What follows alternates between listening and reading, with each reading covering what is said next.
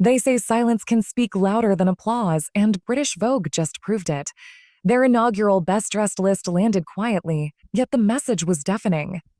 At the very top sat the Princess of Wales, calm, composed, effortless, the kind of presence that doesn't need to announce itself. But the real shock came moments later when Vogue revealed a second list: 55 of the most influential style makers shaping culture today. Designers, actors, musicians, insiders, everyone had a lane, a title, a reason for being. Everyone except one name people expected to see: Meghan Markle. No ranking, no honorable mention, not even a footnote. In fashion, that kind of silence is never accidental. It's deliberate. Because sometimes being ignored carries more weight than criticism. A door didn't slam, it simply stopped opening. And this is where the story becomes fascinating. What does it take to command influence? To move systems quietly, effortlessly, inevitably? Here's what most people miss.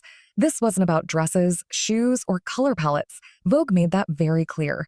This list measured influence, not appearances. It highlighted those whose presence shapes culture without chasing it, who sets trends quietly, whose power speaks before they do.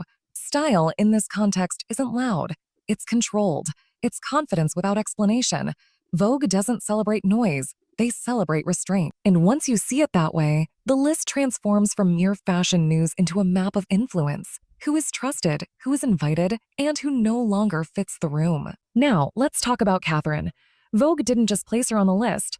They crowned her a permanent icon. Not because she's trendy, but because she built influence that lasts. She sits alongside legends like Kate Moss, Naomi Campbell, and Victoria Beckham, women whose relevance is earned, not demanded. Vogue highlighted her love of vintage fashion, her loyalty to British designers, and her uncanny ability to elevate brands simply by wearing them once. No press tours, no manifestos, just quiet power, patience, and consistency. Her influence isn't fleeting. It grows steadily. And as she steps into new royal responsibilities, her reach will only expand. In her world, style moves money, slowly and inevitably. Contrast that with Meghan. One woman rose naturally without forcing relevance. The other sought acknowledgement and control only to be met with polite refusal. This wasn't about fashion. It was about power, influence, and perception. Vogue doesn't crown people for popularity. They crown those who move systems. Catherine doesn't chase recognition. The world waits for her nod. Designers hope for it quietly. And that makes her influence measurable.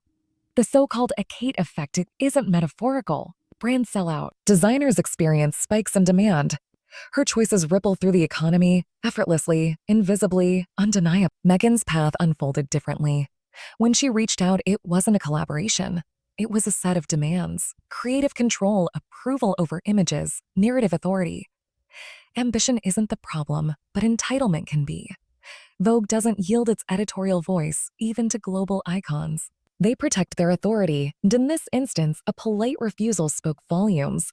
Overexposure, strategic smiles, carefully curated appearances. What once felt mystique now felt rehearsed. Influence built on proximity rather than presence loses momentum once removed from its foundation. Without the palace, without alignment with systems that move slowly and deliberately, attention may follow, but favor does not. Doors don't slam, they simply stop opening. The contrast is stark. One woman learned patience, timing, and alignment with enduring structures. She became inevitable. The other pushed for visibility and control, only to discover that power does not respond well to pressure. Vogue didn't choose sides loudly. They didn't need to. Influence shifts quietly. It settles where it is respected, cultivated, and trusted. But let's go deeper. Influence isn't just about appearances or magazine placements. It's about long-term positioning, about understanding the systems that underpin culture, commerce, and public perception. Catherine embodies this principle.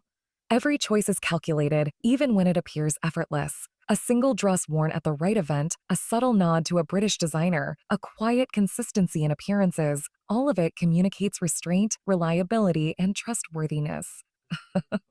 These signals aren't flashy, but they are powerful. They tell the world she understands her role, she respects her audience, and her influence isn't temporary, it's institutional. Meanwhile, Meghan's trajectory illustrates another truth. Attention can be mistaken for influence. Overexposure, strategic appearances, carefully staged statements, they can generate headlines, but they don't build enduring power. Influence requires alignment with systems that matter: social, cultural, economic, and institutional. Without this alignment, every effort feels like pushing against a current. Momentum is lost. Doors stop opening. Opportunities fade. The world notices effort, but true power notices only results. Let's pause for a moment. Think about the economic implications. The Akeda isn't theory. When she wears a piece, designers see spikes in sales they can trace directly to her appearances.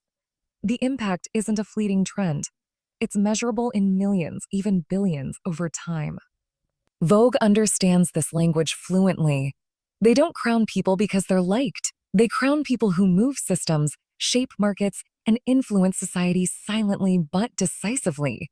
That's why Catherine's inclusion isn't about fashion, it's about long-term cultural authority. Contrast this with Meghan. Once a figure of intrigue, her mystique faded under constant visibility and deliberate messaging. Every smile felt rehearsed. Every statement seemed strategic. Her image, once enigmatic, became predictable. Influence built on proximity to power, rather than inherent alignment with systemic favor, erodes when that proximity is removed. Freedom outside the palace revealed an uncomfortable truth.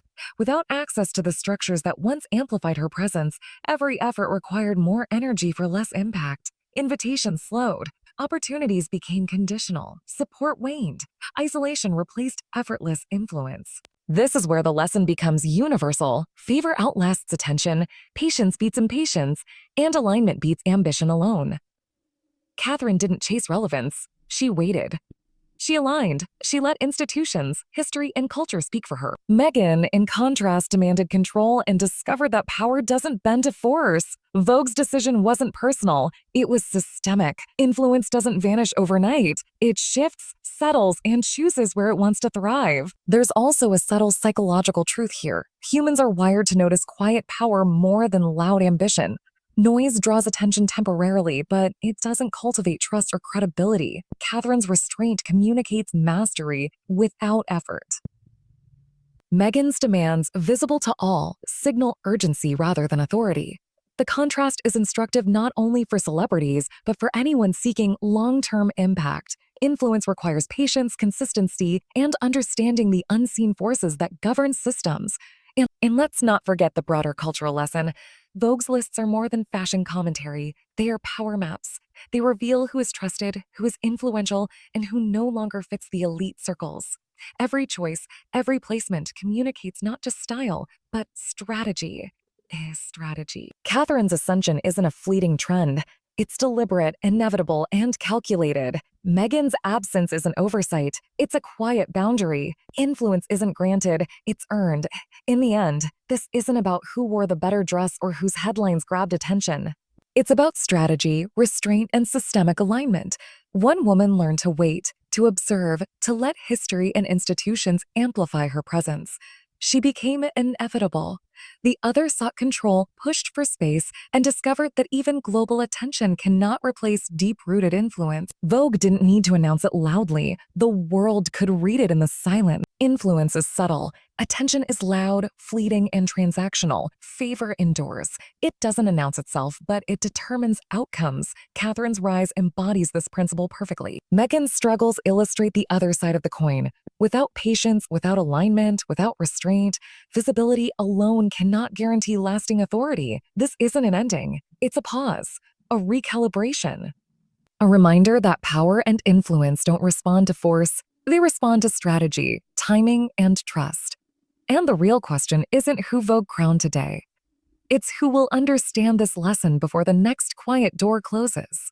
Because in the world of influence, doors don't slam, they simply stop opening.